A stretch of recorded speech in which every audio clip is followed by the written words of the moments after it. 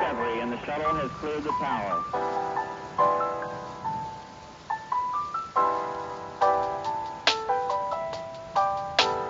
Discovery's 4 computers now have primary control of critical vehicle functions.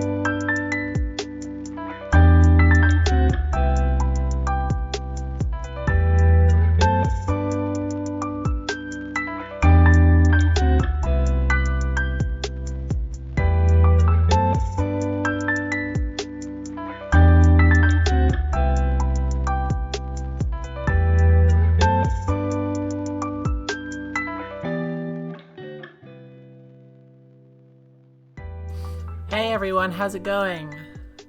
Nice to see you all. Hello, hello, hello, hello, hello. Hello to Leica the Moomin. Hello to Orcamom. Hello JMM1610. Hello Favorite Lip Balm. Hello Non-Binary Superpowers. Sean, they, them. Welcome to the chat. I can see it's your first time chatting with us. Welcome. Thank you very much for that, Daria Morgan, for subscribing. If you're enjoying the stream, please remember you can subscribe or cheer or donate directly using command tip. If you do that, you're going to be contributing to me having a very Merry Christmas. And also, you're going to be giving me money without Jeff Bezos getting a cut, which I'm personally a fan of. Anyway, back to the hellos. Welcome to Artist Synth. Welcome to that Daria Morgan, who I just mentioned. Bassini's back. Is it Bassini's back or Basin is back? I always forget this. Thank you very much, Chaos Merlin, for subscribing and saying, been loving the streams lately. A little beam of colorful light these days. Thank you, I really appreciate that. Microsoft Dog, hello and welcome to the stream for the first time. You said, turf cringe kind of Sunday. Yeah, so I have Red Planet in 2 hours time. We'll be raiding in across to there. For those who aren't familiar, Red Planet is my weekly commie roundtable where we talk about based stuff that people are doing to make the world a better place. This week we'll be talking to some people who are organizing in the UK to support the Iranian women's revolution. It's going to be really cool. I do it with DJ Mule, Conquest of Dread, and Kira Chats, although Kira is currently doing Christmas stuff with her family because she's a counter-revolutionary reactionary scum. Hello to Snornat. Mwah. Hello to Kiri Magic. Welcome to the stream. W Cubum. Hello. Hello to Huskadoo.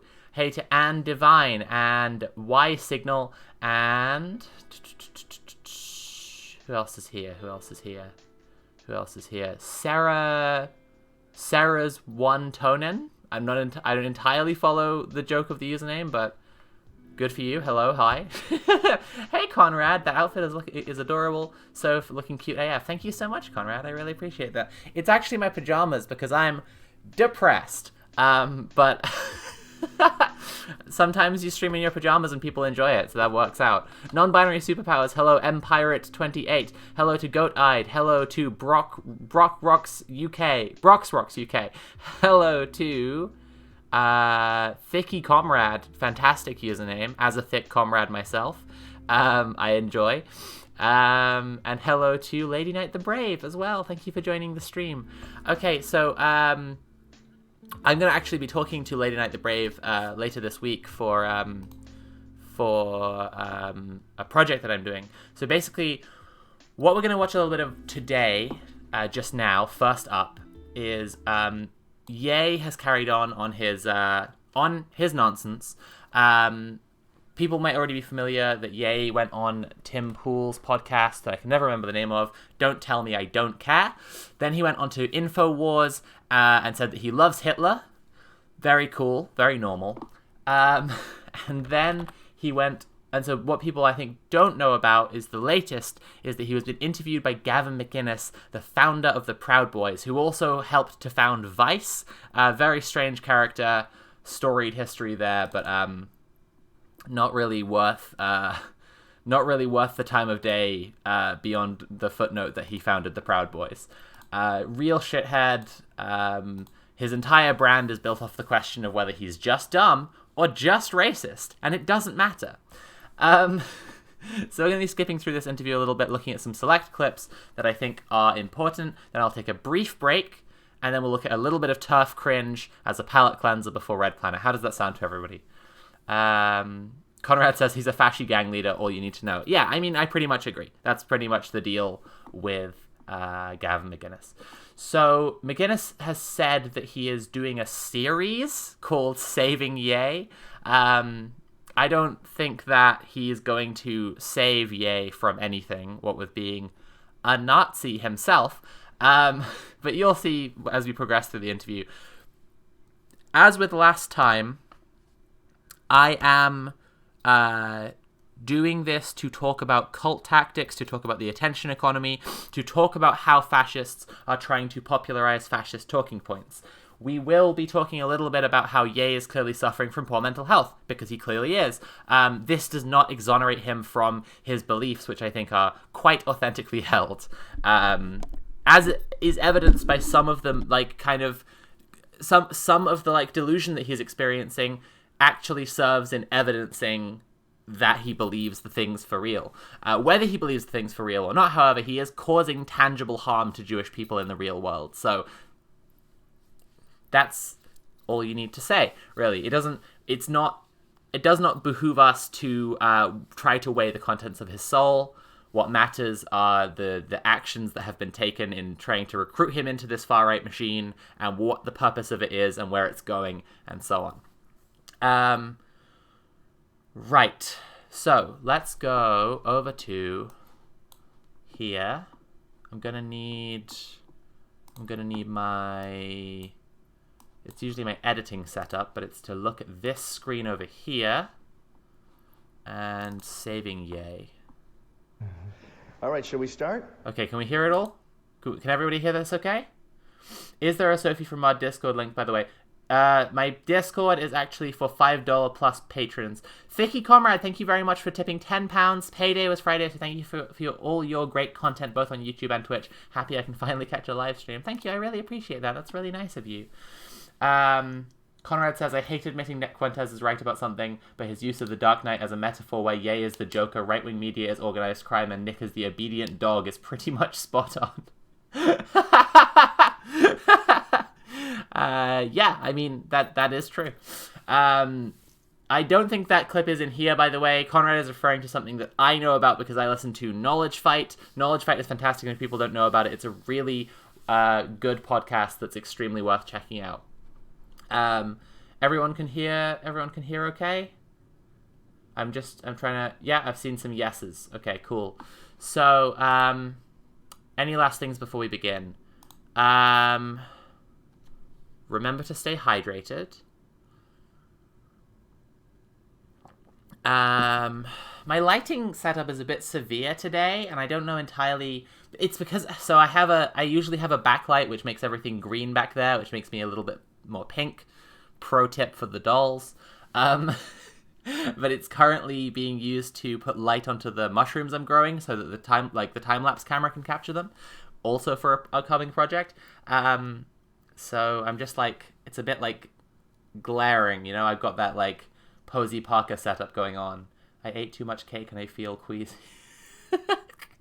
Well, just lie still then. Any content warnings? That is actually a very good question. Any content warnings? It is an interview where one Nazi is pretending to try to de-radicalize two other Nazis. So, Holocaust denial, Nazi shit generally.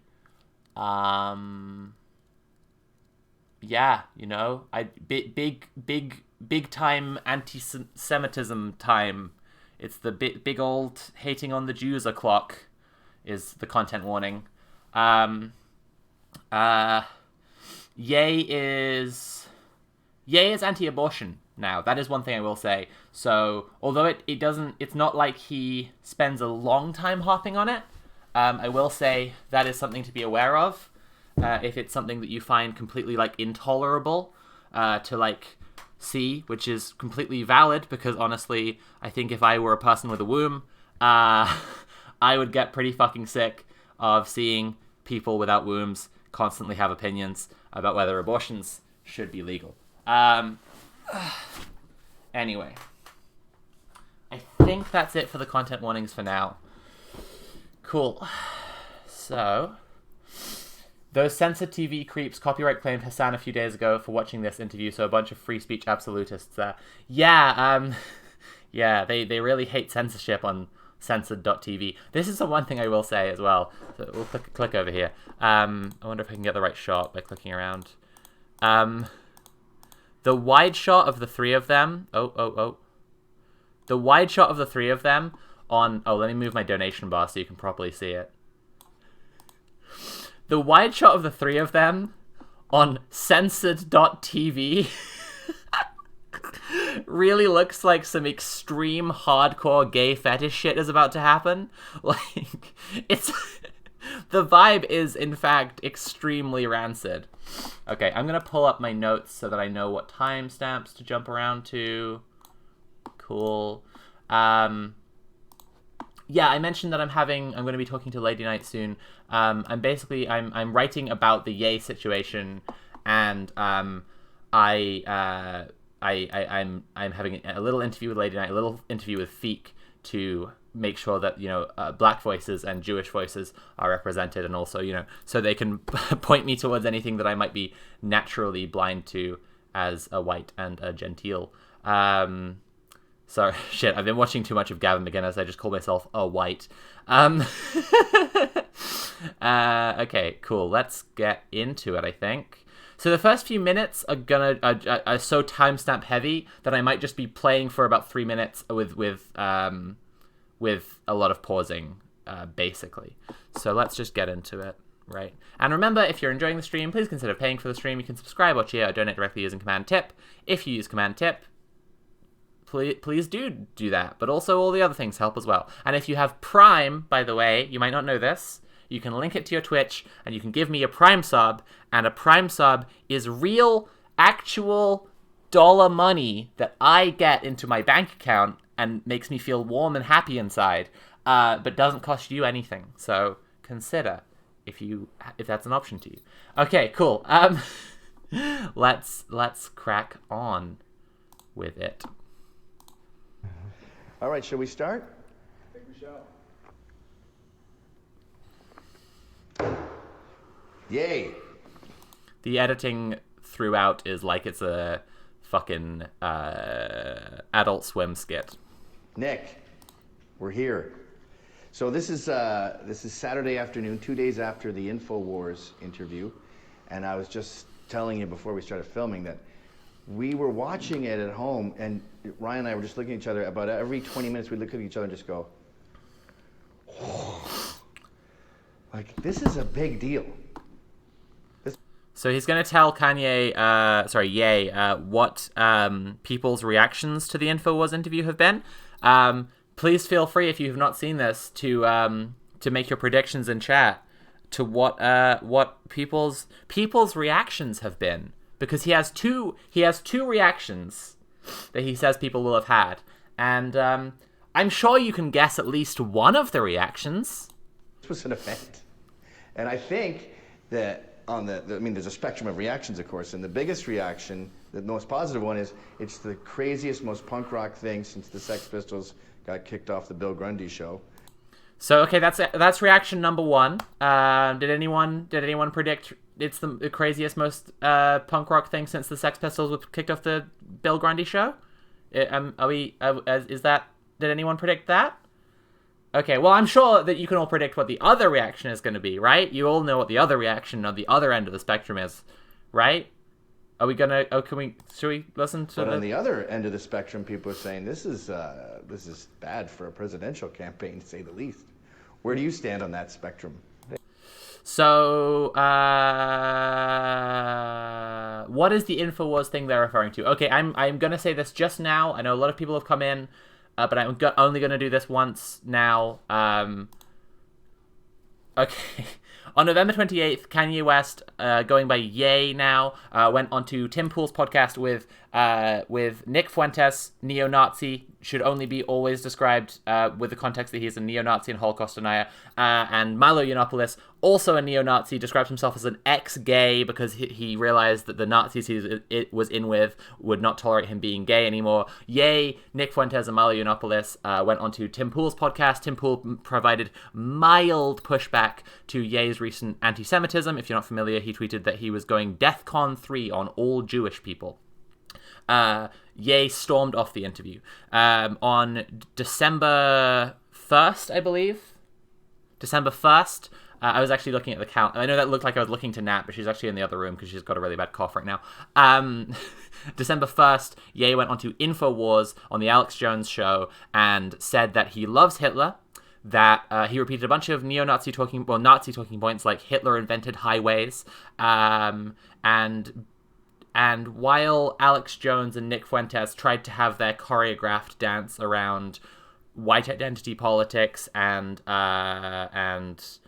various far-right talking points, Ye repeatedly got visibly bored and wanted to rant about how Instagram is porn and the Jewish control of the media, which controls people through images, is creating woke culture, which is pushing porn on everyone as a drug to control them.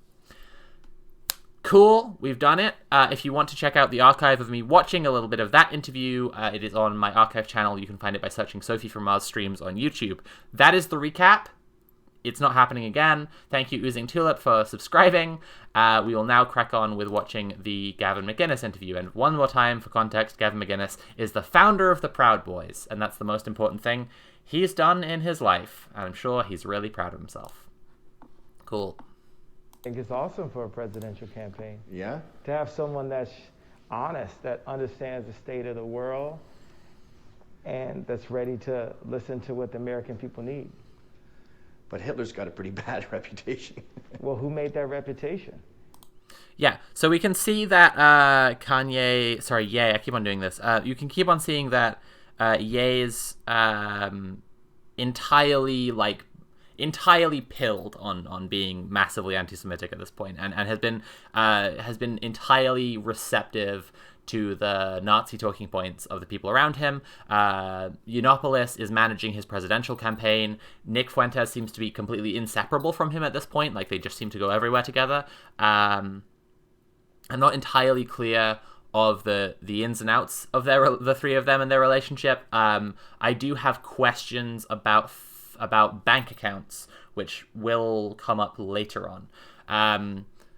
So it's Ye has a kind of storied history with anti-Semitism, but this is the recent days, the last week, has been a real off the deep end in terms of just saying a bunch of shit that is for Nazis. The reason to say it is for Nazis. That was made by Jewish people. Well, the murdering Jews was a pretty big part of his bad reputation. Yeah, but some of it's incorrect. So now we're going to get into a little bit of Holocaust denial. Correct. Also, the Holocaust is not the only Holocaust.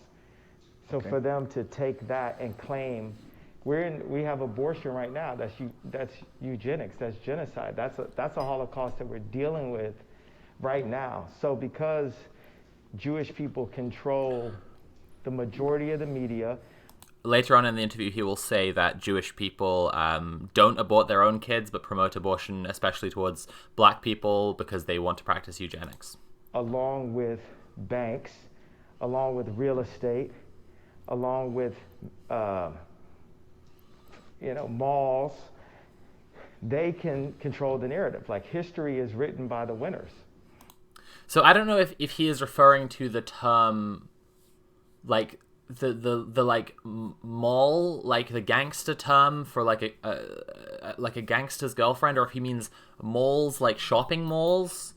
But the best I can find on that is that like Ye has had various commercial opportunities where he wanted to open like shops and didn't manage to pull it off. And so that might be what he's talking about when because a lot of this is personal grievances. A lot of this will keep on cycling around, like Ye cannot separate the personal from the political. And obviously, like, everything is political, but we're not talking in terms of like systemic oppression he is receiving. We're talking about he has these personal gripes. He'll definitely bring up like Ari Emanuel, for example, Phil Knight, like as people that he's like deeply bothered by on an interpersonal level, and yeah, he seems to fit them right into a political framework that he's imagining. Yeah, as for the Holocaust is not the only Holocaust. Yeah,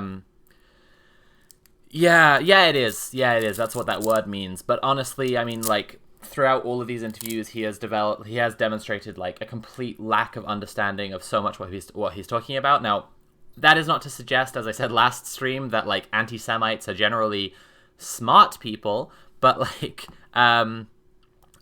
doesn't seem up to speed on a lot of like even what would be common parlance and common talking points among anti-Semites. In the last stream, he read off a bunch of anti-Semitic jokes about Ben Shapiro. There was one of them that used the word shekels, and he read out the word shackles, which killed the punchline of the joke. Not that it would have been funny, but like it was clear that he didn't understand the word. It was just like a talking point that had been put in front of him. He was reading from his phone. And he also said that he'd only heard of Benjamin Netanyahu 2 weeks ago. So like it's very apparent that despite his as I said before, like storied history with anti-Semitism, a lot has been done in recent time to like kind of program him with specific talking points that Fuentes, Yiannopoulos, whatever other like Nazi shitheads are around him want him repeating to people. They were upset that Hitler was kicking them out of the country. By the time, the Holocaust, there's only 250,000 Jews left. Well, really diving into it here. Yeah, let's get into real information at this point. What did they think were going to happen? Just to get out ahead of anyone who might be susceptible to figures about Jewish population around the Holocaust as a Holocaust denial tactic, Nazis try to debunk the number of Jews killed in the Holocaust by talking about German population of Jews. The Nazis obviously occupied and invaded a lot of Europe, and quite an enormous amount of the Jews killed in the Holocaust were in Poland, of course, which had a larger Jewish population beforehand than Germany did. So that's, he's talking about like there were only this many Jews in Germany. That's the nature of the talking point that he's trying to get across there. Don't be fooled by it. It's just a classic. I'm not really expecting that anyone here would be particularly fooled by Nazi talking points, but I feel like it's my duty to refute them. In fact, it's like, I think the Jews are like really, I think the Jewish like Mossad and Rahm Emanuel and Bibi Netanyahu and all of them, I think they really got soft out here. Like, I'm getting to walk around and say the truth out loud. Oh no, they got him dropping headphones over here. But yeah, Jesus is king. Really, I just lean into what Christ needs me to do, and I'm 1,000% faithful as I can be as a man, and I repent for the things where I fall short.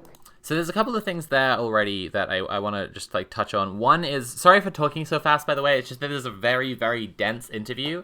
And Anyway, Jesus was a Jew. Yeah, exactly. This constantly gets to me, is like Christian anti-Semites talking about how much they love Jesus.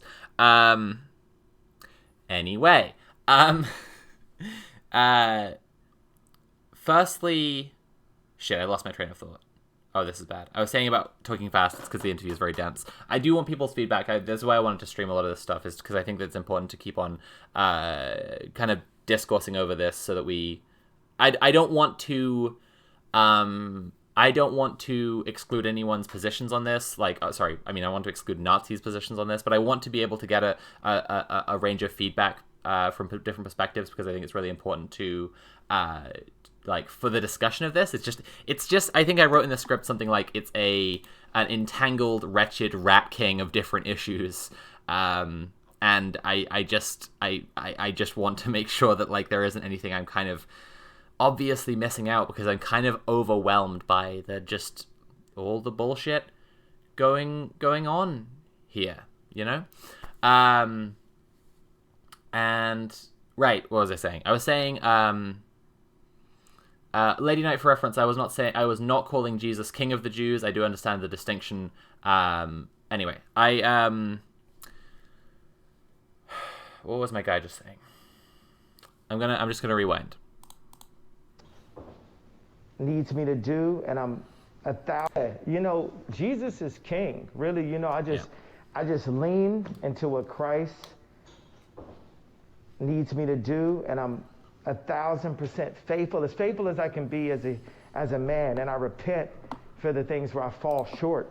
But the only way for us to bring America back to where it needs to be, this is a Christian country, and it needs to be ran by Christian leaders that don't bow to Jared Kushner, that don't bow to Rahm Emanuel. You already know DeSantis. They keep on cutting to Nick Fuentes nodding throughout the first half of the interview. Nick Fuentes does not actually speak until 23 minutes and 54 seconds in the interview, at which point it devolves very fast into almost entirely back and forth between McInnes and Fuentes here.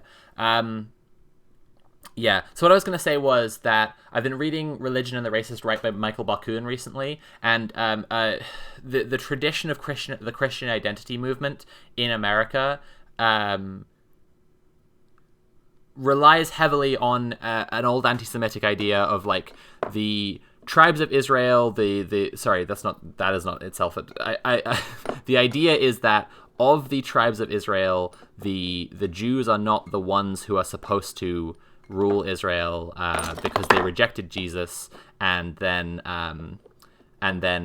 whichever, you know, tribe you want to claim that you're actually descended from, they're the true Israelites. And so we get the British Israelite movement, which claimed that the Anglo-Saxons were the lost tribe of Israel, and then there's also Black Israelism, which claims that Black people are the lost tribe of Israel. And you know, that's a kind of group who you will often see among, like, Black people who are doing street preaching, who have, like, a very kind of the very more extreme religious fundamentalist street preachers that you'll meet, who are also very anti-Semitic. I've been kind of curious as to whether this interfaces or intersects with what Ye is going through right now, but as far as I can tell, Ye's religious fascination mostly comes back to the fact that he appears to be in a prolonged manic episode, and the people around him are telling him that he is the Messiah.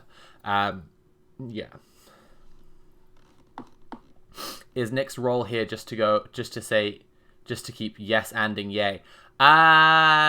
Mostly, although at a certain point, like I said, McInnes directs something at Fuentes, and then it just turns into a back and forth between them, because that's, like, you know, that's because ultimately he recognizes that Fuentes' talking points are most of what Ye has been saying, and so, like, that's becomes the direct conversation. But yeah, Fuentes is a fake conservative. We don't even know who the Democrats are going to put up, and yeah, that's my answer to that. Okay, here, I'm going to have an intervention here for you and Nick. And let me just make a case. Right. So this specific thing is relevant as a setup for the rest of the stream and the rest of understanding what's going on here. McInnes, again, the founder of the Proud Boys, says that he's going to have an intervention for Ye and Nick. Now, an intervention gets together like a load of people who love and care about someone to tell them that their behavior is harmful and that they need to make a change. This is not an intervention. He's not going to intervene on a guy who's having a psychotic break and a massive public meltdown and a Nazi whose entire platform is built on being a Nazi and like intervene on their Nazi views. That's not gonna happen, right? That's not the intention here. That's not the effect. And again, he's the founder of the Proud Boys. He is not really like ideologically distinct from them, like significantly distinct from them, or in a position to challenge them at all. Nat's saying in chat, yes, Nick is here as the experienced Nazi to take advantage of Ye's opening to follow behind and clarify what the established Nazi talking points are. That is more or less exactly what it is, yeah. So, like, Ye brings the attention. People want to watch Ye. They want to see what's happening to his brain. And Nick is there to just, like, pick up just in case he doesn't quite communicate any of the, like, Holocaust denial or Nazi propaganda that Nick wants him to like clarify the points. But he does, a pretty good job for the first 20 minutes, and that's why Nick doesn't speak. Yeah, what was I going to say? Right, so McInnes says that he's going to stage an intervention here. Let me look at my notes for the next timestamp, because nothing that McInnes is doing is obviously nothing McInnes is doing is trying to actually challenge them at all. But we need to kind of examine what that means, because at best, this whole interview is a naive attempt to like course correct so that McInnes and other people of his politics can like manipulate Ye instead of Nick Fuentes. And at worst, and I feel very little reason to give him the benefit of the doubt, so it's probably this: a coordinated media stunt with Fuentes to give a regular, sustained platform to the Nazi talking points that Fuentes wants people to hear. Right. They've been ostracized from the system for so long, they're good at shutting down my talk, or Penn State for shutting down my talk. John Gross, Rabbi John Gross. I don't know, they tend to get the system, and maybe it's because they've been ostracized. So throughout, Gavin tries to... One of the main ways that Gavin tries to rebut anything at all is just by engaging in gross philo-Semitism, which is just another form of anti-Semitism, just saying that Jews are, like, good at controlling stuff, they're very smart, they're whatever, and it's like all of this actually meshes entirely with Nazi talking points about Jews, because Nazis believe that like Ashkenazi Jews have higher IQs, and that's what allows them to have disproportionate control and influence, which they don't. To be clear, the majority of Jews are working class, just like the majority of everyone is working class, and the real disproportionate influence of people in the world is white people, shockingly enough, for a white supremacist world with a white supremacist history. But yes, all like the philo-Semitism that he tries to, combat these talking points with only serves to enhance them and agree with them. And at various points, he does just agree directly with them, and says in so many words, like, I agree.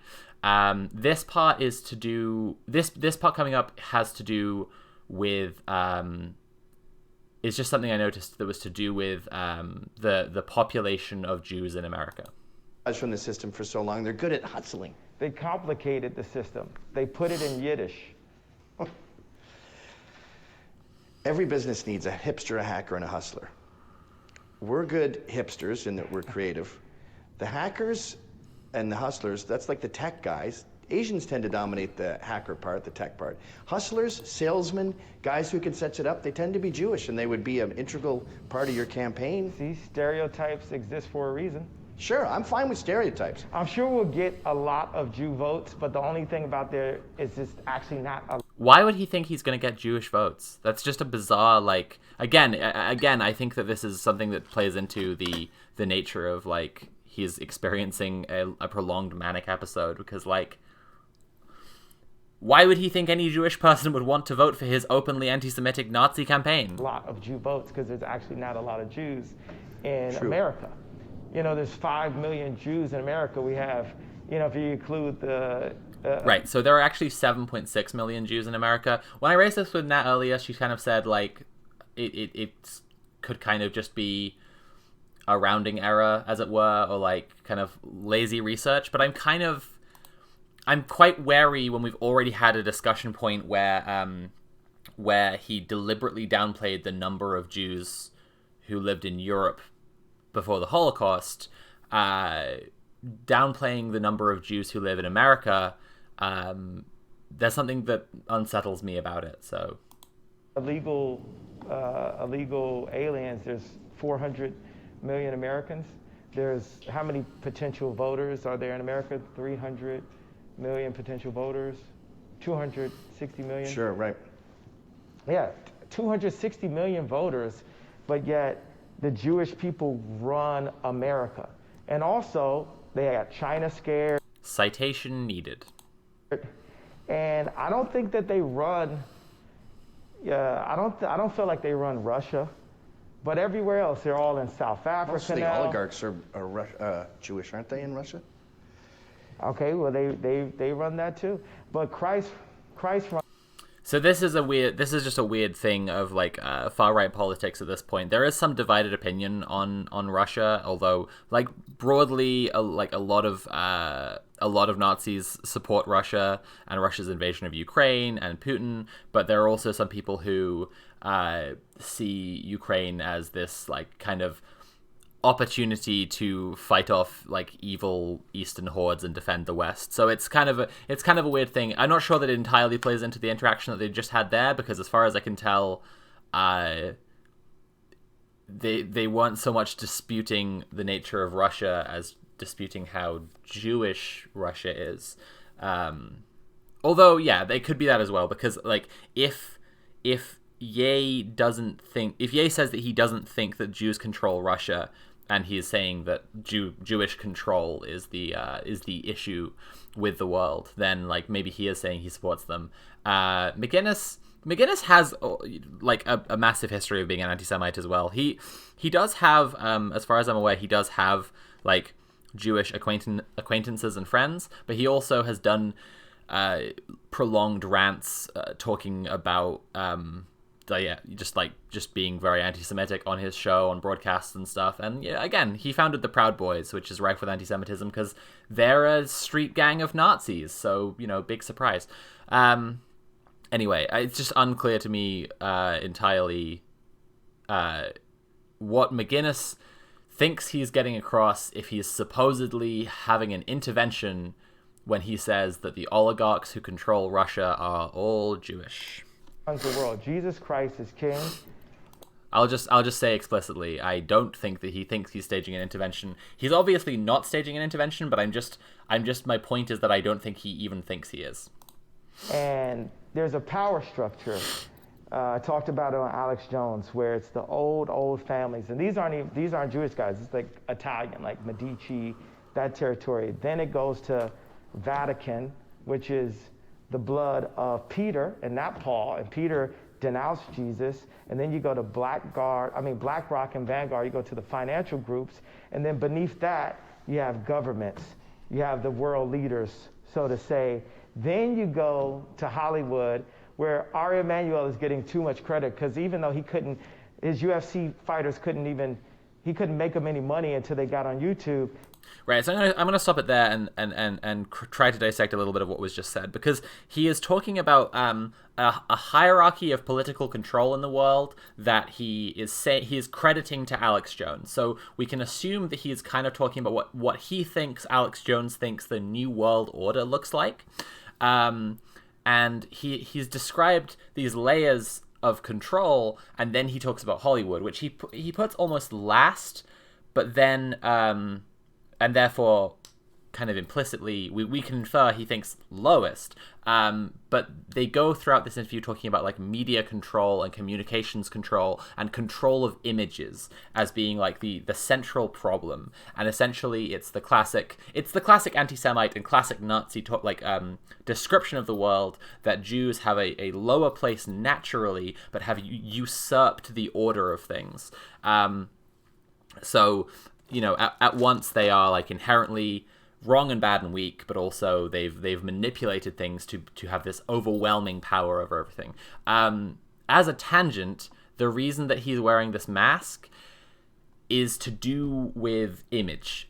He says he explained on the InfoWars interview that he thought that he thinks that Jews control the media and the media controls people through their images. So Jews are controlling people through their images, and he doesn't want to be controlled in that way anymore. He has a whole thing about LeBron versus Phil Knight, the CEO of Nike, or founder of Nike, which is largely gibberish, but the point is, I think that it does point to, again, authentically held beliefs in a way that's also integrally wedded to Ye having this prolonged mental health crisis, because he wouldn't be covering up like this,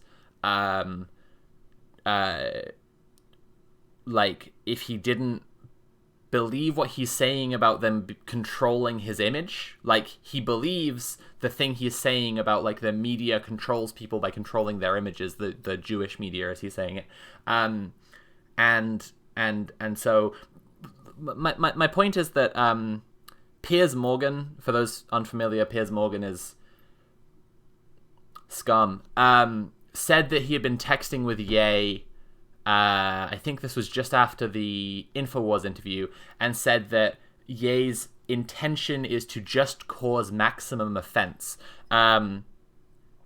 There's no confirmation or denial of that on Ye's end, like whether he actually said this to Piers Morgan, but if he was trying to be as offensive as possible, wouldn't he, change his image in a way that was trying to be more offensive? Wouldn't he come onto InfoWars and then onto censored.tv in a Nazi uniform or whatever, or buck naked?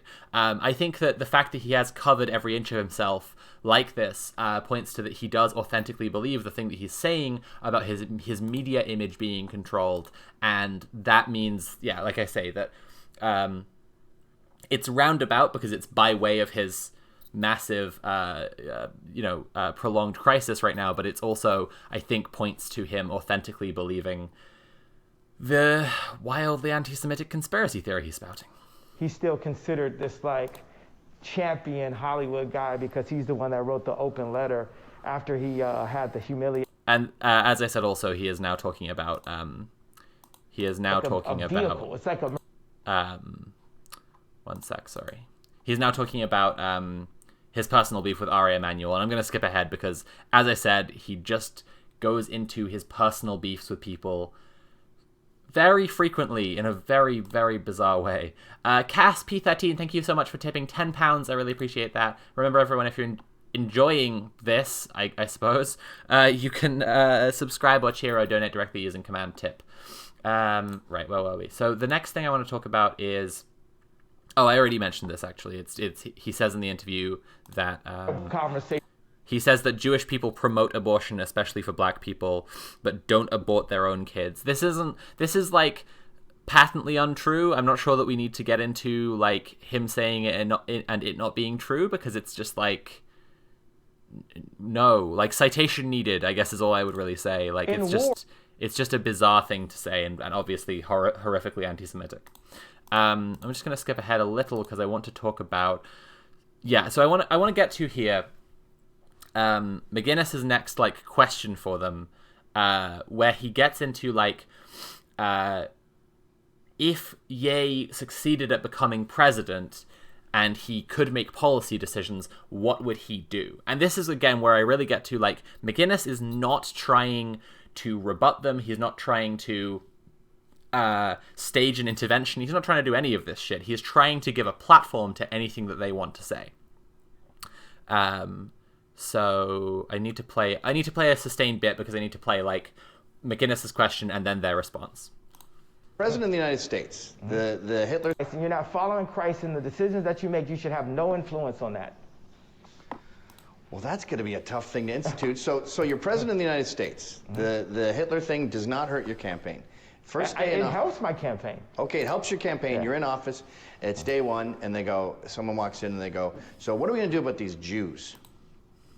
What do you say? What do you mean do about them? What are you Well, talking is there about? any action involved? Like they're overly represented in lots of people who don't believe in Christ. I would probably wager that in your average hospital in New York, maybe a third or less believe in Christ. So are you suggesting we get rid of 2/3 of the doctors? Not get rid of, like not violently get rid of them.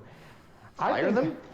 I think that Jews are very intelligent, but they don't deserve to be in charge of everything because they don't put Christ in. But how do you legislate that? They need to work for Christians. Jews should work for Christians. I'll hire a Jewish person in a second. If I knew they weren't a spy and I could look through their phone and follow them to their house and have a camera all in their living room.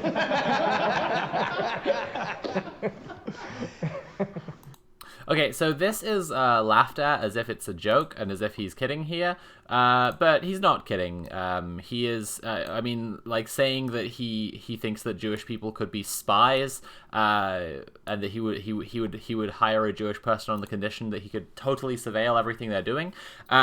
That's shocking. But let's just back up a little and talk about what he said just before, because he said that Jewish people should be working for Christians as the answer to McInnes's question. Again, in no way trying to rebut, debunk, challenge, intervene on these beliefs or anything. McInnes was asking them, if you were successfully elected president, what would you do about the Jews? I don't think that is in any way trying to have an intervention on their anti-Semitic beliefs. And he doesn't then, like, challenge what Ye says either. And Ye's response was, Jewish people should not be in charge. Jewish people should be made to work for Christians. This is extremely comparable to the Nuremberg laws. This is extremely comparable to the things that drove events like Kristallnacht. Like, this is, he is, I will say this, like, implicitly promoting, like, a boycott on all Jewish businesses, like, right now today. But, like, I think that usually when people have conversations about, like, what would you do if you were in power, it's very kind of hypothetical. It's very navel-gazy because, like, people shouldn't really be thinking about politics in those terms. They should be thinking about what they can actually do with, like, organized power. But firstly, Ye is running for president, right? And I'm not saying that he will get elected president, but he is running for president. So it's not as hypothetical a question. And furthermore, there's the media attention that he gets. And furthermore, from that, you know, and that has an influence on the world and a tangible influence on again, like, real world violence Jewish people are experiencing right now. Beyond that, he is like, they talked in the InfoWars interview about Ye and Fuentes having had a meeting with Trump. Fuentes said that Ye had a proposition for Trump. I don't know what that proposition was, but it seems safe to imagine maybe it was Ye could be his running mate, or maybe it was Ye could drop out and endorse him if Trump makes certain promises. One way or another, they're looking for political influence with the Trump campaign.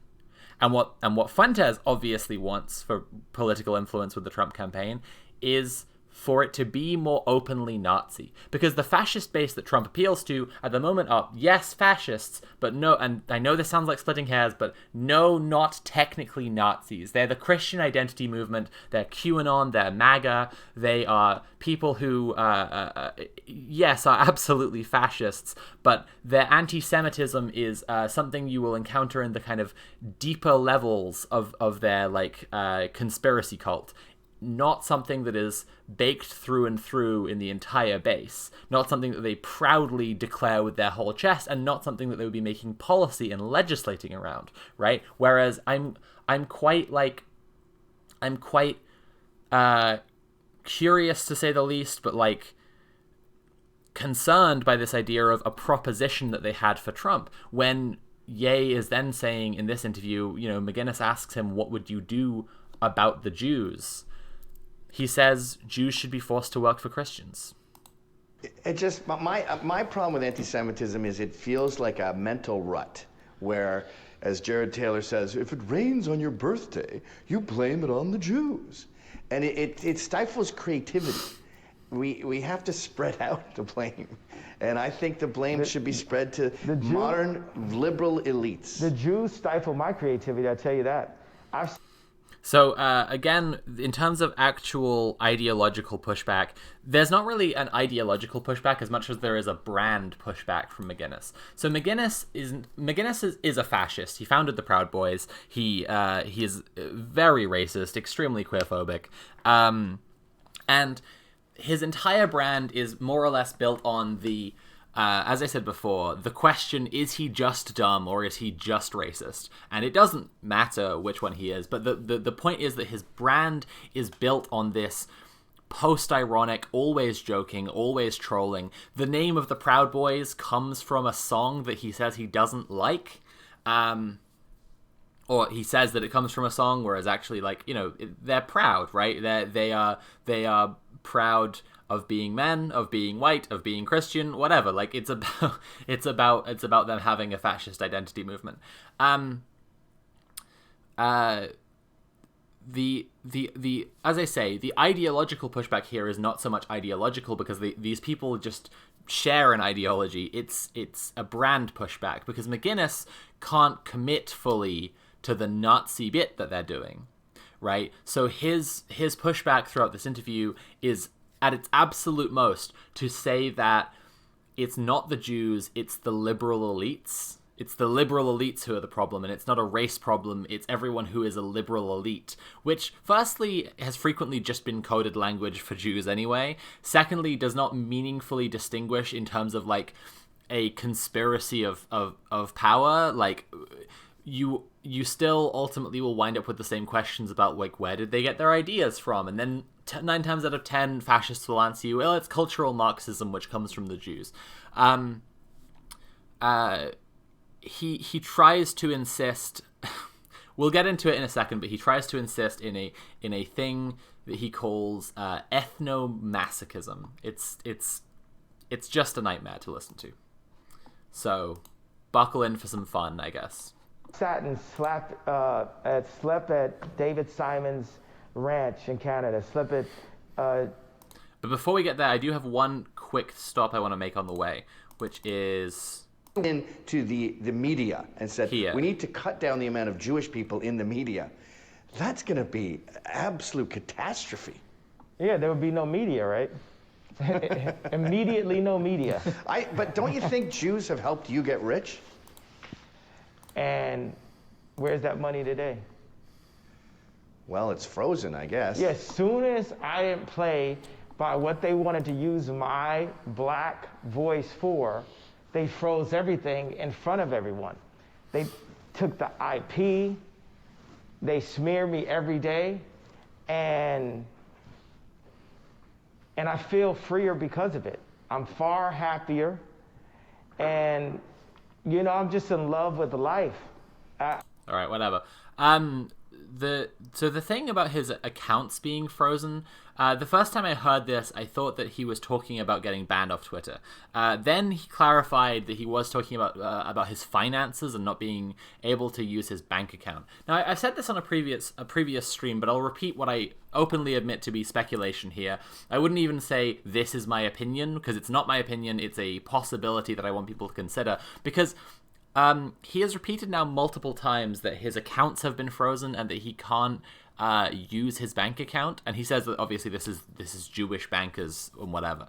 I don't know if he doesn't have access to his accounts. I don't know what is going on there, but I do know that Milo Yiannopoulos is the manager of his campaign, and like I said, he is not going anywhere without Nick Fuentes right now.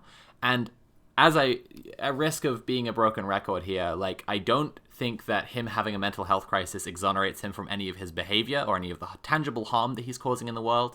But I do wonder whether he is currently, to what degree he is currently being managed by the Nazis around him. And I do wonder whether his accounts have actually been taken under management by them, by his campaign, as it were. Because he's still flying places in a private jet. They posted a picture recently to social media of Ye and Milo and Nick flying in a private jet together, and it's like, well, who paid for that? Where did that come from? You know, if all his accounts are frozen, I don't follow here. But yeah, I didn't think it was legal to actually debank someone. Well, nonetheless, that is a thing that does happen to people. But like, I don't know. Again, I don't know the details in Ye's case at all because he doesn't explain it. He will not explain it. But if there comes a source on that at any point, I would appreciate it because I'm very intrigued to see what's going on there. I'm going to skip ahead to when Fuentes finally speaks. It's like Berkeley and Portland times 1,000. That's not a Jew thing. Okay, so we'll go back a little as well to get the context of what McInnes is saying. But what McInnes is saying here is that he believes, he's trying to say that as far as he basically does believe in racism, which he does because he's a racist, he believes that white people have a genetic tendency towards what he calls ethnomasochism, which is a desire to sabotage their entire group. So he talks about how Scotland is the most woke place on earth. It's silly. Conversation. And since we won't have it, since y'all didn't want to have the conversation with me in private, I guess we got to take it outside then, huh? So now we having a conversation outside, baby. I guess my argument, I'll drop it after this, but I guess my argument is the trait that you're talking about, I call it ethnomasochism, where you just hate yourself, is a genetic white thing. Oh. And I think it's wrong to blame on. I'm sorry, I forgot to change screens back. I will rewind again and go again.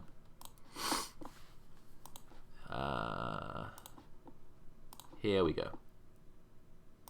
But I guess my argument is the trait that you're talking about, I call it ethnomasochism, where you just hate yourself, is a genetic white thing. And I think it's wrong to blame on the Jews. Jews are overrepresented in it because they have high IQs. Now, here's one piece of proof. Scotland. Scotland is the most woke country in the world. It hates itself. They have open border policies for refugees. The most PC judges, the most woke DAs. It's like Berkeley and Portland times 1,000. That's not a Jew thing. That was whites wanting to sabotage themselves. Well, I don't think that the Jews are particularly ethnomasochistic. If you look at all the blowback to Ye, they're very... Quick, probably self-explanatory from the things that he's saying. Note before we listen to any more of Nick Fuentes speak. Nick Fuentes is a Nazi. I can't be said enough. He's a Nazi. He loves the Nazis. He loves Hitler. He wants there to be another Holocaust. A Nazi. Okay. Offensive. They're very paranoid, you could say, almost pathologically paranoid about threats to their well-being. I agree with you that liberalism is a poison. I'm not a liberal, and I think that liberalism has poisoned the well for white people, but if you look at white kids, there's nothing, I don't think, intrinsic in white people that makes them hate themselves. Like, when I was a kid, kids loved Hitler, in the sense that we see the videos and we see the propaganda and the symbols, and there's something compelling about it just on an aesthetic level. What? I've never heard that before. When you were a little kid, like 8 years old, all your friends liked Hitler? Well, maybe not 8 years old, but on 4chan and on the internet. Okay, yeah. Very Teenage. popular. And that's not to say anything about murder or discrimination or prejudice, but there is something compelling about pride in your people and these kinds of things. And by the way, who are the architects of leftism? People always point the finger at cultural Marxism. Cultural Marxists got kicked out of Germany by Hitler because they were Jewish leftists. And atheists, too.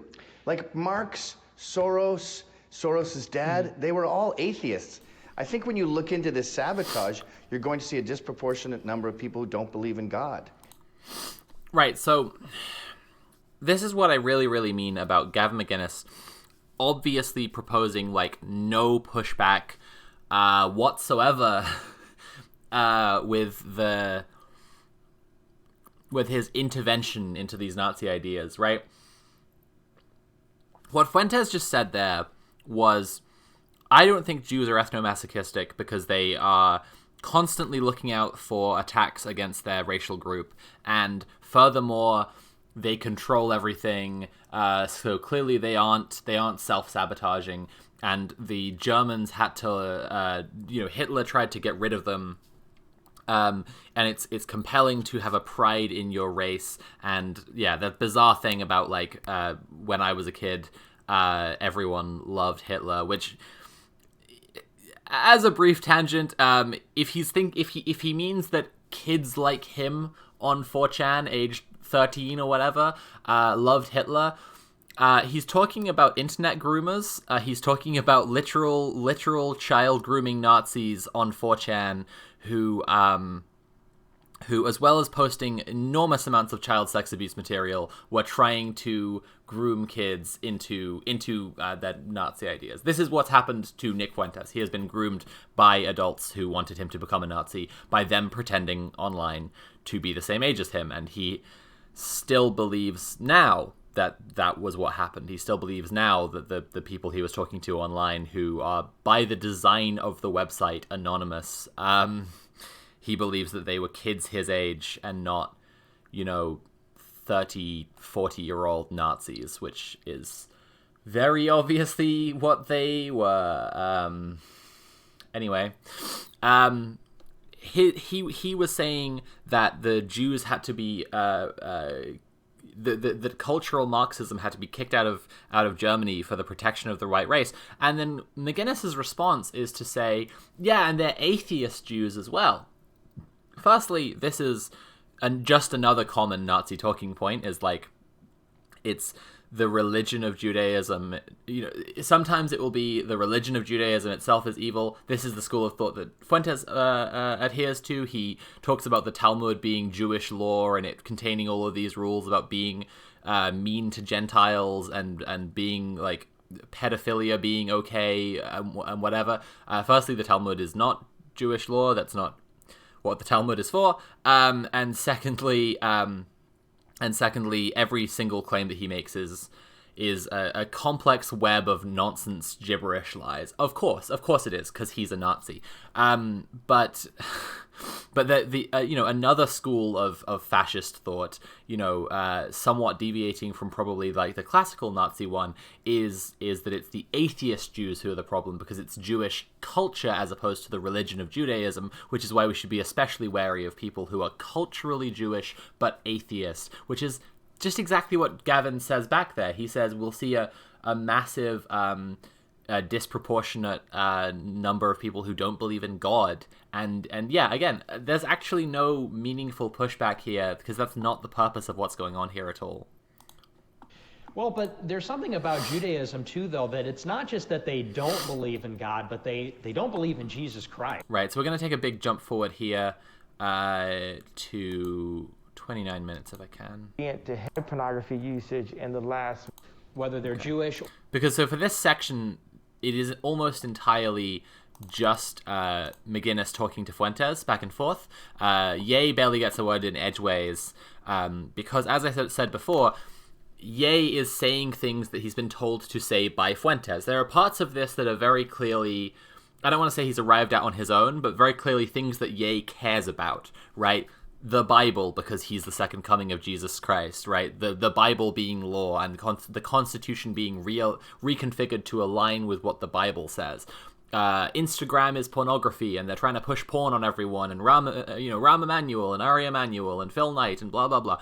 This stuff, which keeps on coming up across interviews, very clearly shit that Ye cares about.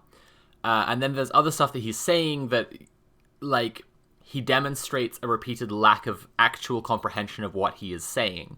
And at 23-ish minutes, McInnes directs a question to Fuentes, and then for the next 6 minutes, it's just McInnes and Fuentes back and forth, when Fuentes hasn't spoken for the rest of the interview up until that point. And the reason for that is that, Gavin's just recognizing that he will get a straighter answer for his ideological questions by having the conversation with Fuentes instead. I don't know that it's entirely intentional, but that is certainly the result. Into any anti-Semitism. That's gonna mess up a movie role.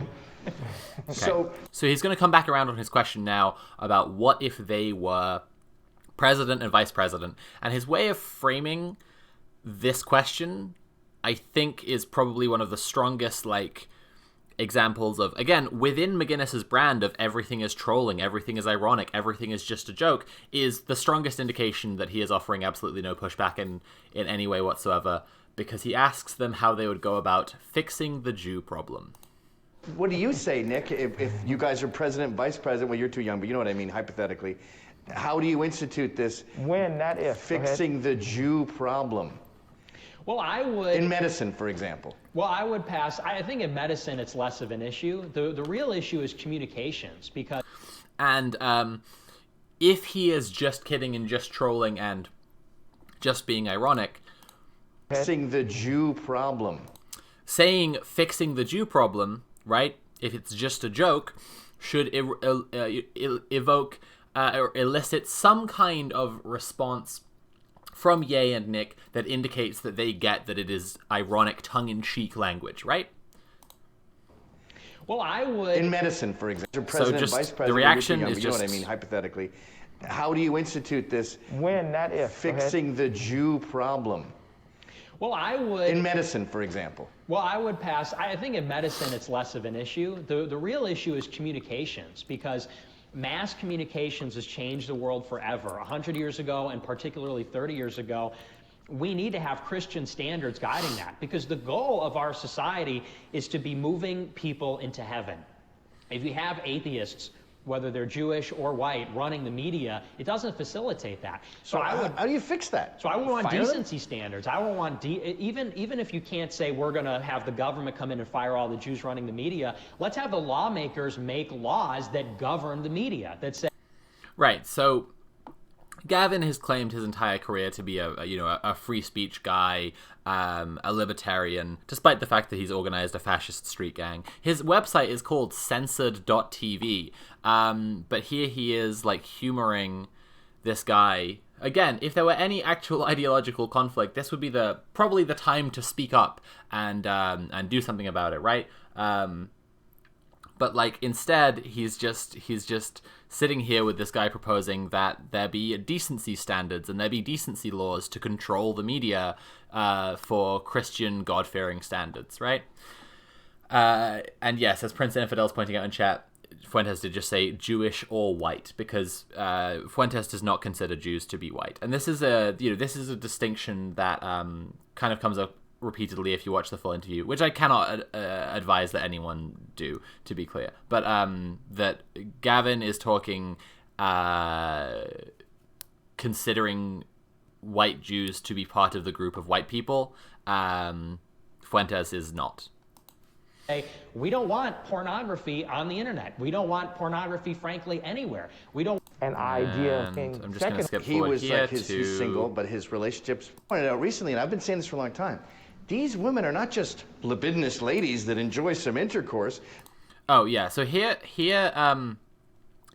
after being probably bored and sick of Gavin just talking to Nick for a few minutes, Ye started going on a rant about Instagram is all porn and what was it?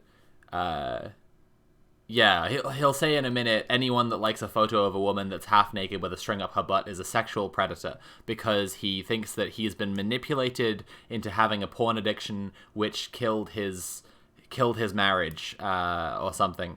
I've heard speculation before that Kim Kardashian was pressured by him into getting some plastic surgery that she got. I don't know how true that is, but his perspective on his marriage falling apart seems to be that Kim was chasing being some kind of porn sexual object something, and he was too addicted to porn to pay attention to his life, and so porn ruined his marriage from both sides.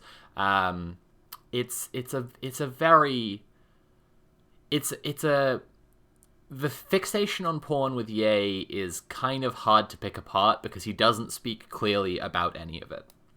But yeah, he starts ranting about porn again here, and then Gavin just starts straightforwardly completely agreeing with him. Again, if this was meant to be an intervention about any of their views, he's not doing a great job, but I've said a million times now, that's not the point. My marriage improved drastically because I was only getting water from one tap. So I was like walking on eggshells, trying to not make her mad. And you with sex, you establish a better connection. And then you sort of, it's almost like the Sixth Sense where you see dead people and you start going back over your life and you realize, holy crap, pornography was doing all this damage. And then you sort of see it from way above, and you think, as you pointed out recently, and I've been saying this for a long time, these women are not just libidinous ladies that enjoy some intercourse. They were molested by their uncle, molested by their dad. That's why they can just switch off, because they got practice as kids switching it off. And now there's all these men staring at this girl who's, as you point out, dealing with her sexual pain, and they're jerking off. Like, imagine it was on the street. There's a woman on meth who was molested as a kid, and some guy's banging her, and then there's 60 people jerking off, staring at her. You'd go, this is the most horrific thing I've ever seen in my life. And that's happening millions of times right now. That's what pornography is. It's gotta go. And my main, I don't think that I got taken off of Twitter because I took a swastika and mixed it with a 6-point star. That was my expression of let's bring these things together. I said free love speech. Let's try loving. Let's love. That trying is failing. I believe it's me speaking about porn and speaking down on porn on Twitter. Let's see what are the amounts of advertising for porn on Twitter. Porn is a killer. That's a drug. It's devastated. It's destroyed families. It's destroyed my family. It's only 2 steps away from trafficking. It is a form of trafficking, because a point that an idea that you didn't express about pornography is these women, or you expressed it, these women are the products of pedophilia. Yeah. So if you're watching porn, you are a pedophile also. You are contributing to pedophilia because you are watching someone's daughter. Also, when you said, hey, my friend's not married, but he's having sex, that's wrong too. It's simple. Jesus said so, or Jesus said no. Let's follow the red letters in the Bible, not the yellow brick road. Whenever you don't know where to go, follow those red letters. There's a bunch of leeway in this right here in your life where you will have fun and you will be realized. But those visions that you have in your idea, when God gives you a dream and you wake up thinking about it, you tell people about it every time, those are God dreams. These are dreams that can't happen without the help of God. But God can see everything you're doing at all times. So anytime that you do something you should repent for those things and come to God. We were talking about earlier before we. Yeah, so I'm just going to skip forward a little bit here and say this, the thing that he says about... Because if they post something, Instagram promotes pornography, period. Like, yo, screw Instagram, bro. I don't mean to say, I'll say photo of a woman platform. And because there's so many predators online, anyone that likes a photo of a woman that's half naked with a string of her butt is a sexual predator. Yep. So there's Gavin just saying yep, just nodding along. Just agrees with anyone who likes a photo of a half-naked woman is a sexual predator. It's deeply fascinating. I will skip forward from the porn ranting now because I think there's something that's probably more interesting for our purposes, which is talking about Candace Owens and Ben Shapiro. So what's the future with this campaign? Have you chosen a running mate? Do you have one in mind? I was thinking about Candace Owens. I think she should be good, but I have a major problem with Ben Shapiro. Uh-huh. And my problem is Ben Shapiro is in control of Candace Owens' voice. And sometimes I feel that you have people who go up and they just complain about things, right? And they become controlled right and controlled left. That's another thing that the media does with politics, is they make it noisy and they make it messy. We need to make these things clear and more simplified. So I'm open to ideas, and I haven't defined that I'm running for office yet because that's what I'm being advised to do. Back to you. So earlier in the interview, and I have skipped past it, so I probably need to go back and get the timestamp of it at a later point. But Ye said that Ben Shapiro had been saying on his show that that Ye has poor mental health. Yeah, I should have timestamped this. I've got it in my notes, but he says later that Ben Shapiro is saying he'll kill himself as part of a setup for the Jewish conspiracy to kill him, quote, like Michael Jackson or JFK.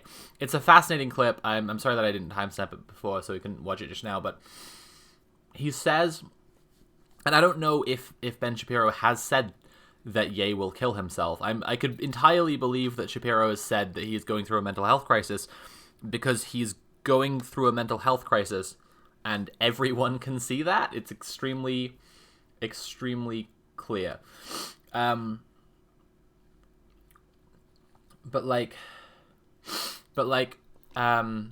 he's claiming that Shapiro is claiming he's gonna kill himself because then the Jewish conspiracy can kill him, and it will and then blame it on him killing himself.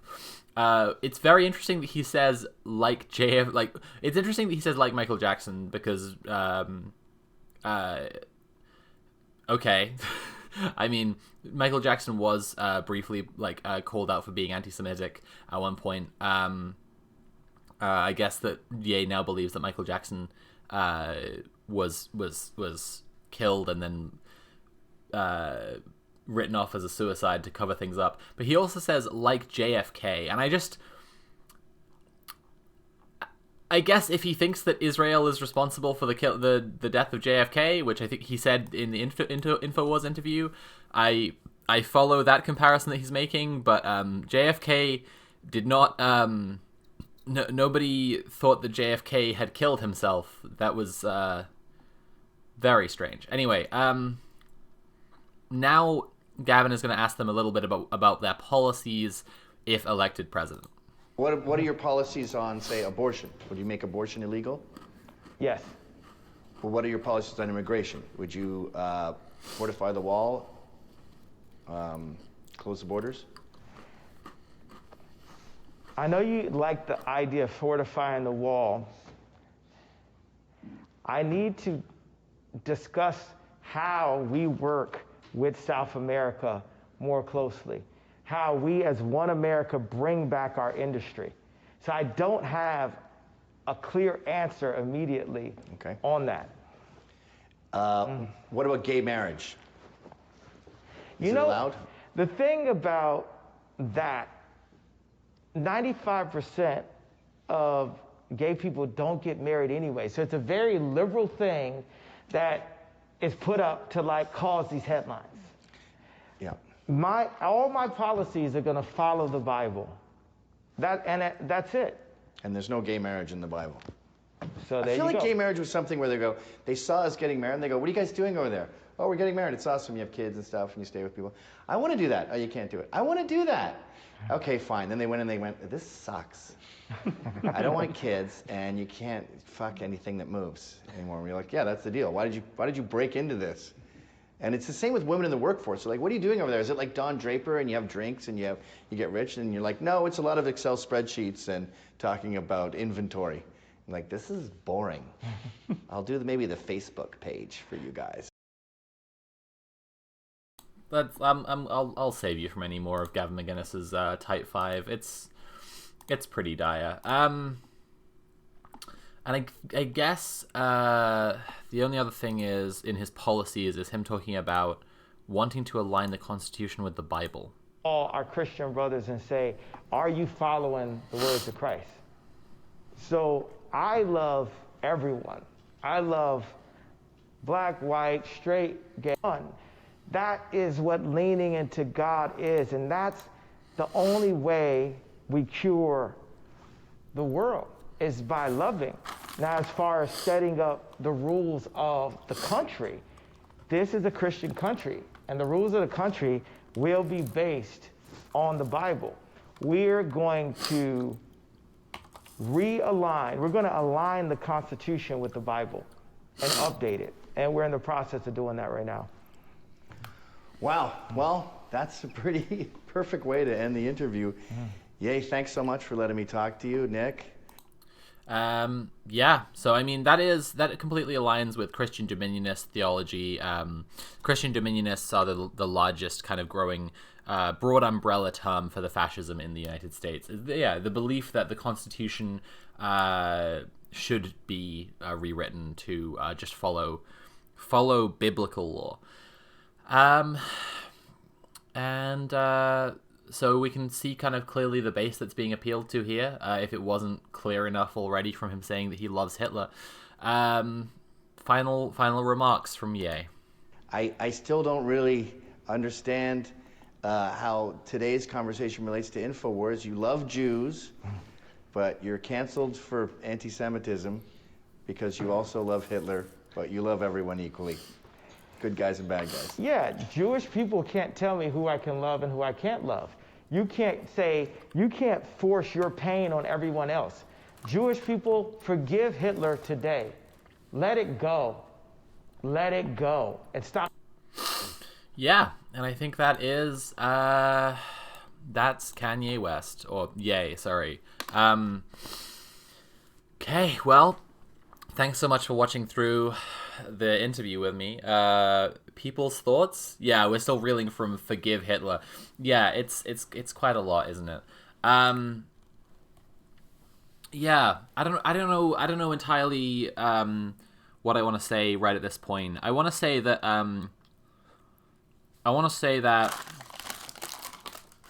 there has been a more authentic attempt to push back on Ye's views on Nick Fuentes' like Nazi influence on Ye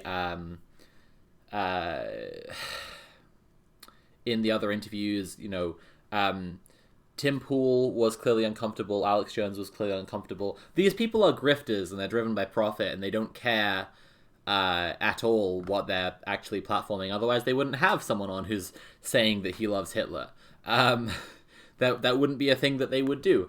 But I think that it's interesting to see that where they are cynically just taking the opportunity to get more attention on their platforms, Gavin is going the step further and really just gives the microphone to Ye the whole way through, asking him such questions as, what would you do about fixing the Jewish problem? Right? I think it's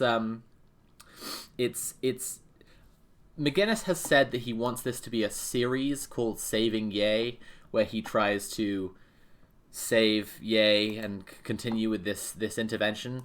I don't think that's gonna be I don't think it's gonna be any more the intention than it has been in this first episode if the series does come into fruition. Gavin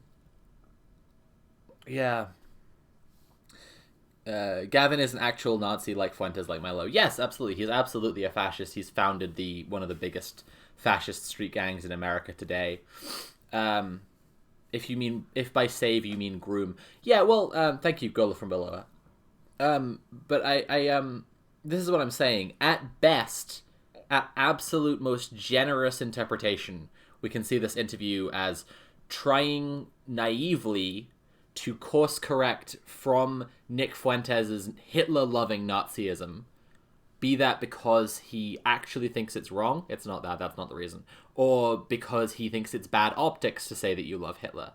And at worst, just a coordinated stunt to just run all of these talking points past their audience and see if people would be into saying that they love Hitler, would be into openly attacking the Jews, and seeing if that kind of attention flourishes.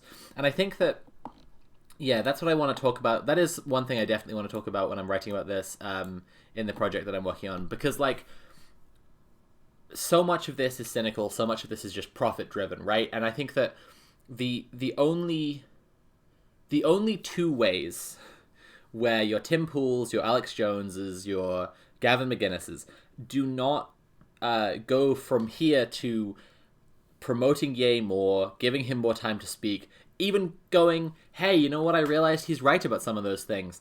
The only two things that could happen that would mean that they don't do that are A, the the base is simply not there. They are roundly rejected by their base, and there is not a populist appeal and a profit to be gotten out of the attention from Ye. And I don't know how likely that is. I'm not saying it either way. I'm saying I just don't know. Ye is one of the most famous people on the planet. I don't know. Or B, if they hesitate too long, other right-wing grifters will get there first. Because this is how, like, the market logic works when it comes to attention, right? It's just like you get a social capital and then you convert it into a fiscal capital. They've been making money off having Ye around. They will continue to make money off having Ye around. The only two ways that they won't now get with Nick Fuentes' Nazi program are if A, the attention isn't there, and therefore the profit isn't there, or B, if someone else does it first. I think that there's, as the kids are loving to say right now, a secret third option, which is Ye proves too unpredictable for them, and this arc turns in some other direction. But I think that that's unlikely because I think that the people around him seem to have a pretty solid grip on his, if not mental state, then his reality, the boundaries of the delusion that he's in. They are in control of that, and they're going to keep on controlling it. So yeah, I'm going to take a quick break. We will be back in 5 minutes with some turf cringe as a palate cleanser, and then I will raid us into Red Planet. So see you in 5. I'm going to put the lo-fi back on. I'm sorry if that's not everyone's favorite thing. Remember, if you're enjoying the stream, please consider paying for the stream, because I'm doing my job right now and I like when I get paid for my job. You can subscribe or cheer or donate directly using Command Tip. If you use Command Tip, you'll be contributing to me having a very Merry Christmas, and that would be nice. Also, if you have a Prime account, you can attach it to your Twitch account. You can give me money for free without costing you any money. I will see you in... Actually, let's say 10 minutes, because I want to also just make myself another hot drink, because it's very cold in here. Okay, see you in 10, everyone. Oh my god.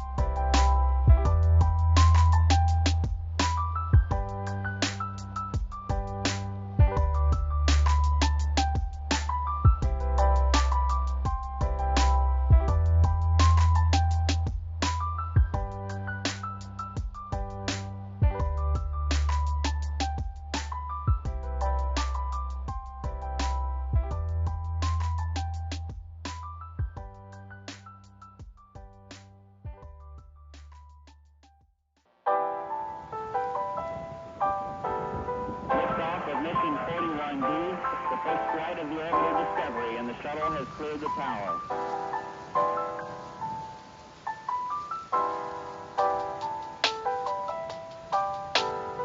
Every 4 computers now have primary control of critical vehicle functions.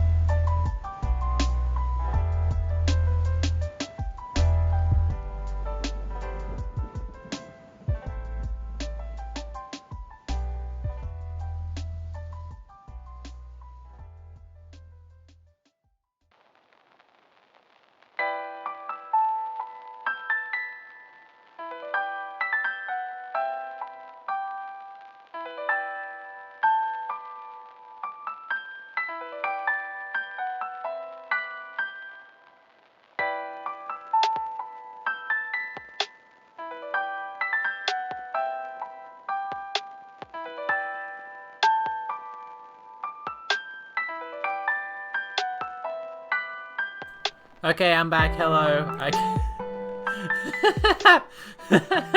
Hey everyone, I'm back. I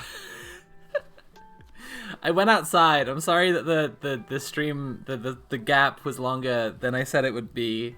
I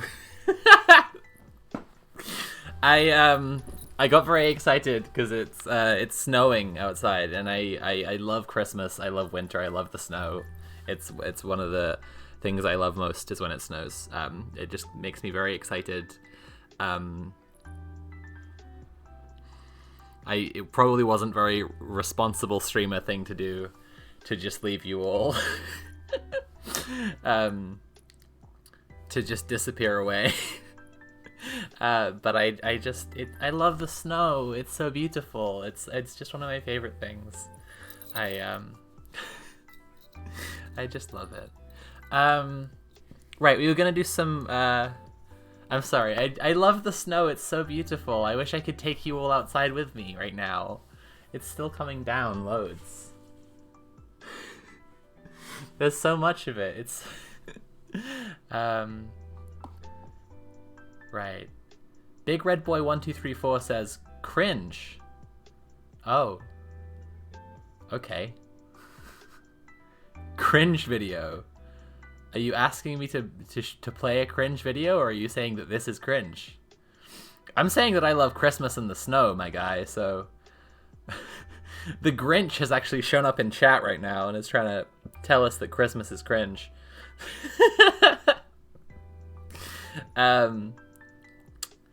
Right, we were gonna do some tough cringe. This is base video. Thank you, Bibliophage.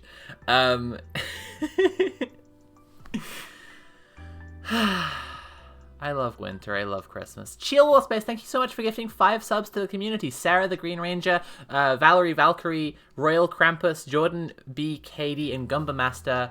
You're all now tier 1 subs. Right, let's look at some tough cringe for the last 15 minutes before we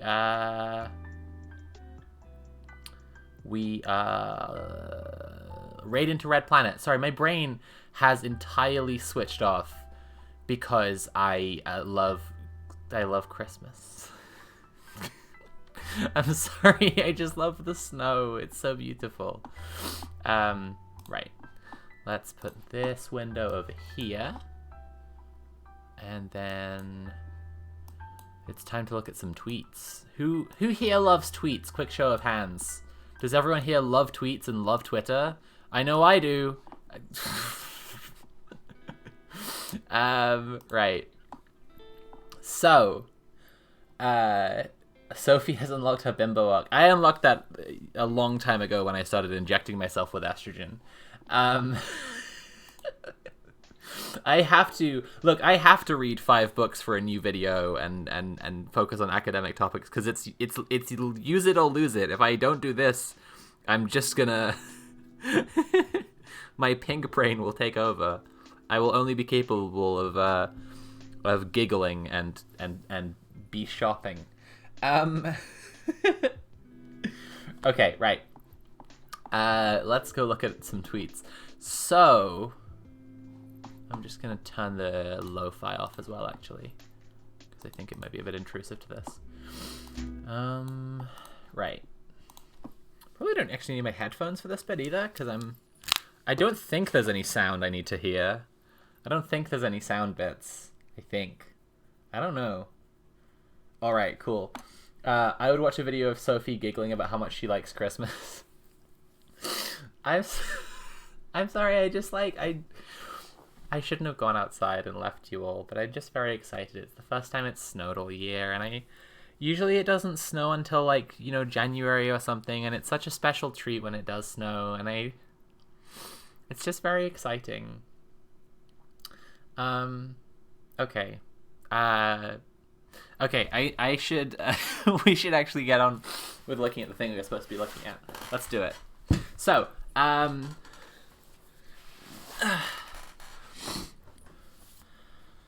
okay. Is it still snowing? Is it still snowing? I don't know, but I can see my neighbor's Christmas lights flashing, and that makes me happy. Hey, thanks for subscribing, B-Rat. Okay, so we are talking about We Are Fair Cop. Let's just have a look at their profile for a second. We are a group of gender-critical lawyers, police officers, writers, and professionals dedicated to upholding Articles 8-11 ECHR and removing politics from policing. So it's already a great start. I know that you're already thinking, these guys sound fun at parties. This will be a cool and fun time. So, they made a really cool tweet.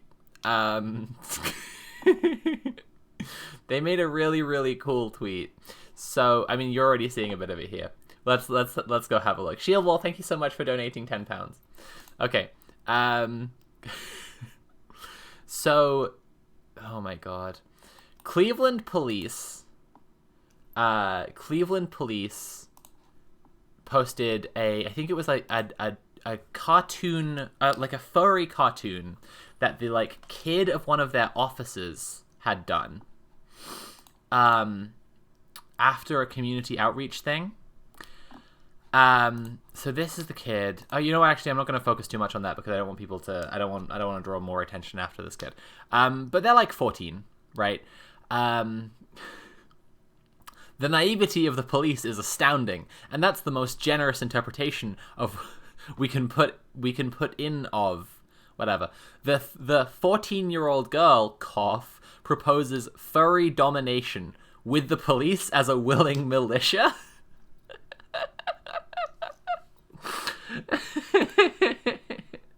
I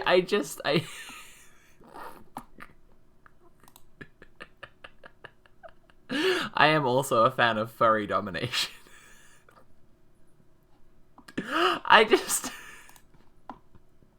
With the police as a willing militia is such like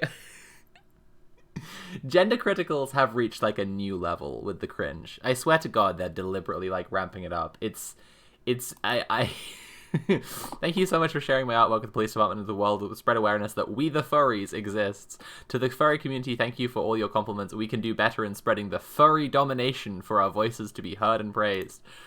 It's just a 14-year-old girl being excited about like furry bullshit. Chill out, guys. Chill the fuck out, please. I am begging you.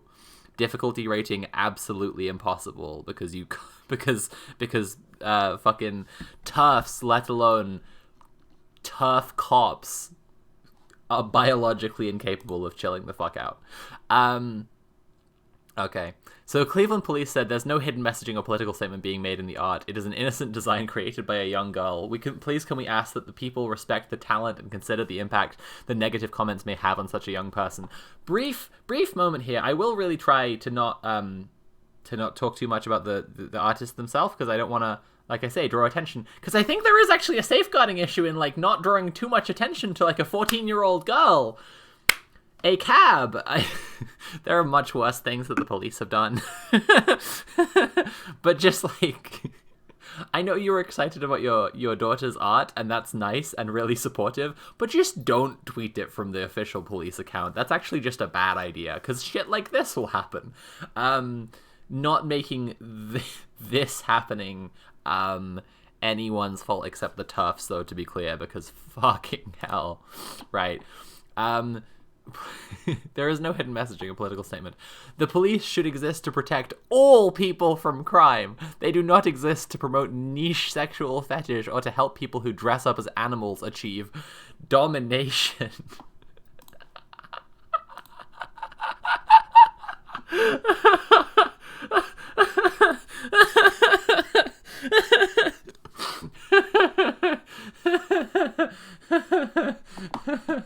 I'm gonna change the title of the stream. I'm changing this title of the stream. It's now a furry domination stream.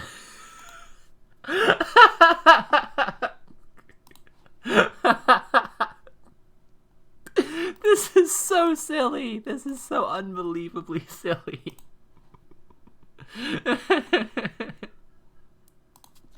Jesus Christ. Come watch the stream now. We're talking about furry domination. Jesus Christ. You've heard of femdom. Now get ready for furdom. Can we replace cops with furries? Only Nazi furs would want to do the job. That's the problem with your plan there. The only furries who would want to act as cops. Although maybe it's just like we replace the cops with furries, but we don't give the furries any direction as to like what to do. Like they just vibe. Like the cops like like they go on patrol, but all the patrol means is that like there are cartoon animals in your neighborhood now. They don't actually have any direction or inclination to like anything.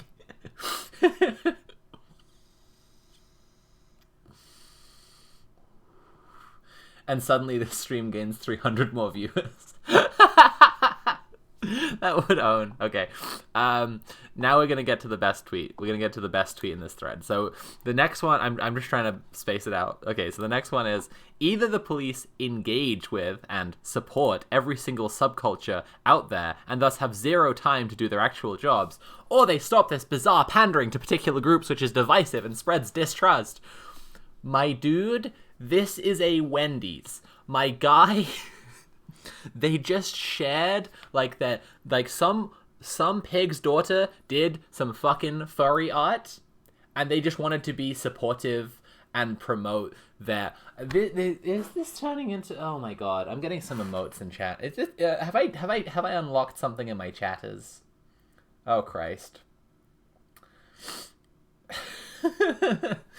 Oh my god. Okay. Okay, and now. The best tweet, which wound up on my timeline through a series of people mocking it, and this is really the reason I wanted to bring attention to this today. Okay. The furry community claim that the sexual element is small. A Google search for furry porn suggests otherwise. Of course adults can do what they wish with other consenting adults, but no one should be compelled to offer praise or admiration. Why are the police doing this?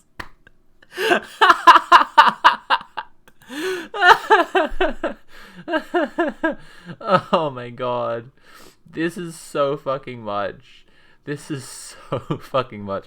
Trump supporters claim that the sexual element is small. A Google search for Trump Rule 34 suggests otherwise. When I Google furry porn and get the furry porn in the results. I just did a Google search for women porn, and the results are telling me that all women do is fuck. Oh, this is good. This is good shit. Why is the link purple? That's a good question. That's a clicked link. Oh, this owns so hard. Okay, let me just have a little quote search for claim that the sexual element is small. The plumbing community claim that the sexual element is small. A Google search for plumber porn suggests otherwise. The Santa Claus community claim that the sexual element is small. Lawyers. Church, incredible. The Seinfeld community claim that the sexual element is small. A search for Seinfeld porn suggests otherwise.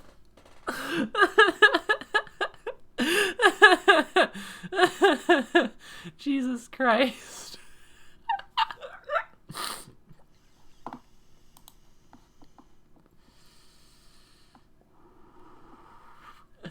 Oh my god, this is so fucking good. The ceiling fan community claim that the sexual element is small. A Google search for ceiling fan porn suggests otherwise.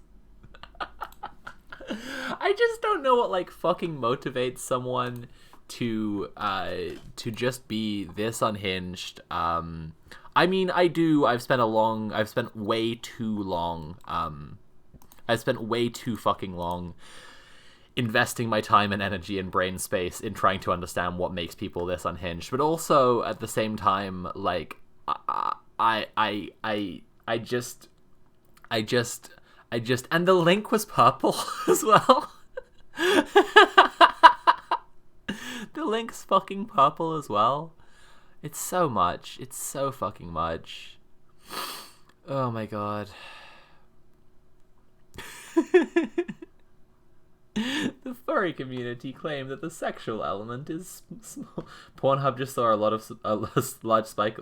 I don't think so. I think that Pornhub's probably got a pretty sustained large Google analytic trend, right? And are they specifically sexualizing a 14-year-old girl in her art? Like, what the fuck? Yeah, I mean, absolutely, yeah.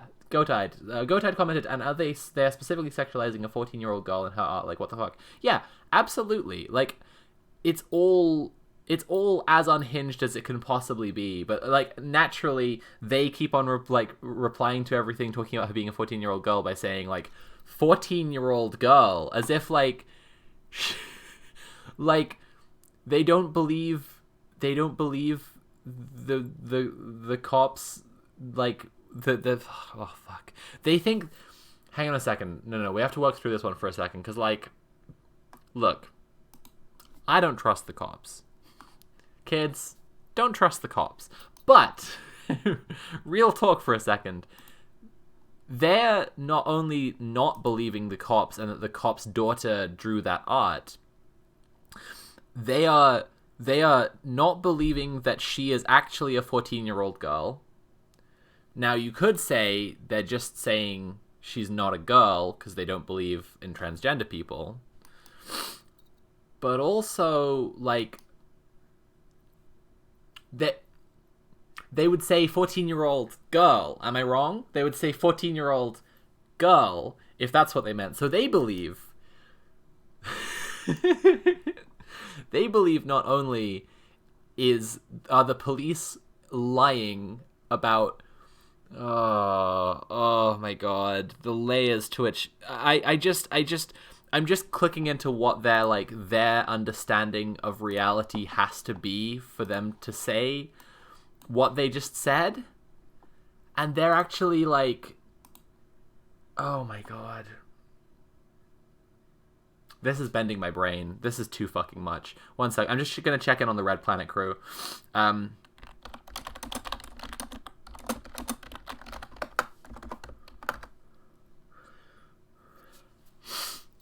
The police claim there isn't anything untoward about them, but a simple Google search for police 40% shows a different story. Yes, absolutely.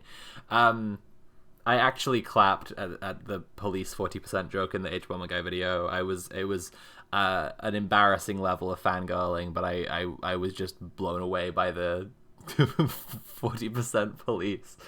I won't spoil the joke if people haven't seen that video. It was very good anyway. It sometimes feels like the UK right hate cops nearly as much as ACAB anarchists, and I don't quite understand why.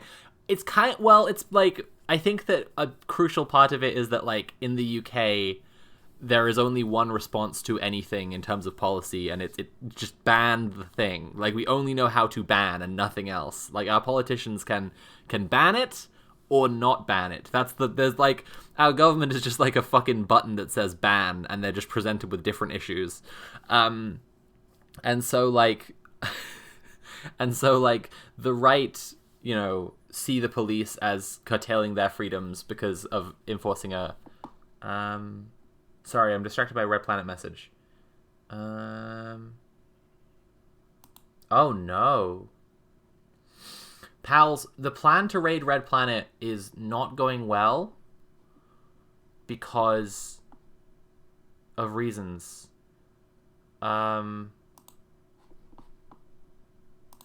I'm supposed to be raiding in to Red Planet just now, but that requires for the stream to have started on their end. Uh-oh.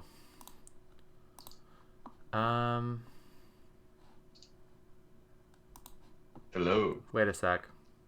Hey, how you doing? Good. Oh no. Sorry, I just jumped into the Zoom call and then jumped out again. I'm making a hash of this.